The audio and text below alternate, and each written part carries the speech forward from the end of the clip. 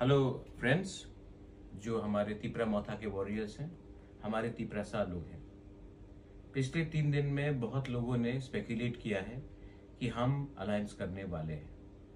मैंने पहले भी कहा था और आज भी मैं कह रहा हूं कि जब तक हमें राइटिंग में गवर्नमेंट ऑफ इंडिया नहीं बोलेगा कि हमारा डिमांड को कॉन्स्टिट्यूशनल सोल्यूशन को आप पूरा करेंगे, मैं अलायंस नहीं करूंगा।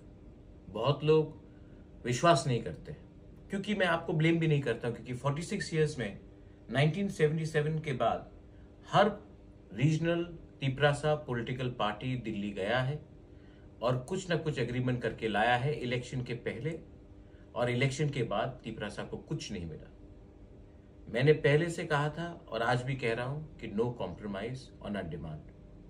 मैं दिल्ली गया, हम लोग सब दिल्ली गए, हमने उनका बात सुना। अगर हम नहीं जाते तो बोलते कि बुलाने के बाद भी नहीं गए, हम गए, अच्छे तरीके से उनका बात सुना। और मेरे दिल में एक बात क्लियर है कि उन्होंने राइटिंग में कुछ नहीं दिया है। मैं तिपरा मौथा वॉरियर्स को, अपने पूरे तिपरासा को बोलना चाहता हूं, there will be no alliance in this election.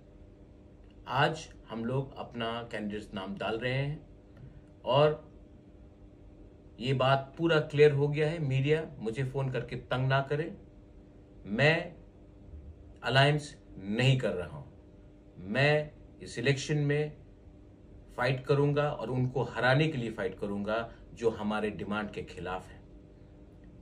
Be ready, जीतेगा तो जीतेगा, हारेगा तो हारेगा, लेकिन इस बार वन लास्ट फाइट तो जरूर करेंगे हम। बेलाइनो हम बाय खुलूंगा।